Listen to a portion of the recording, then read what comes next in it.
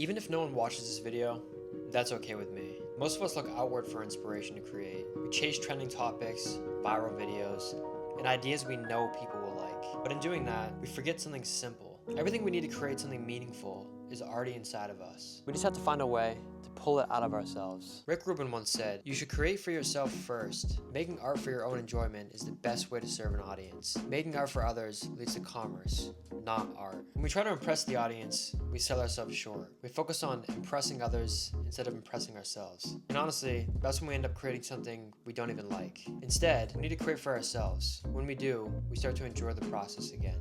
We care less about numbers and more about expression. And funny enough, that's when people actually start to connect with it.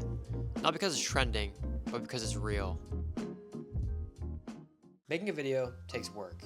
Ideation, scripting, filming, editing, posting, and that's just the bare minimum. So if we're putting this much effort into something, we might as well make something we're proud of. Every time we do, we're not just creating, we're improving. I'll be honest, when I spend hours perfecting a video and it gets 40 views, it does sting a little bit. But then I sit there and remind myself, every script I write, every edit I polish, and every story I tell is another rep towards mastery. We as creators have to learn the art of delayed gratification, because even if we say we only create for ourselves, there's still a part of us that craves acknowledgement. Sometimes, the only person clapping for you is yourself.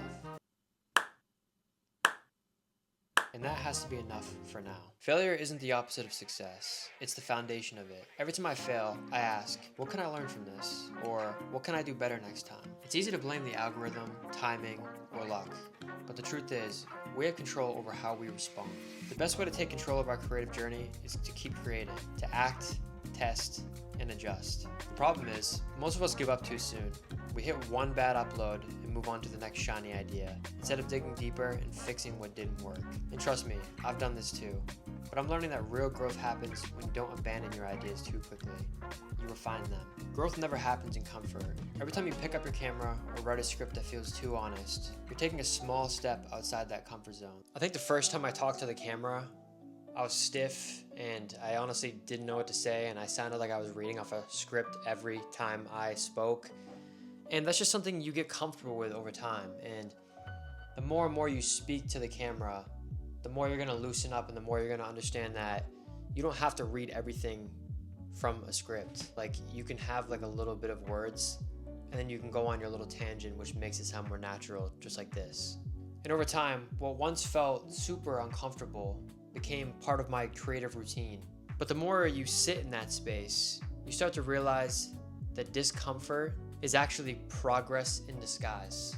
If this video resonated with you, I'd love to hear what part of your comfort zone you're planning to step out of next.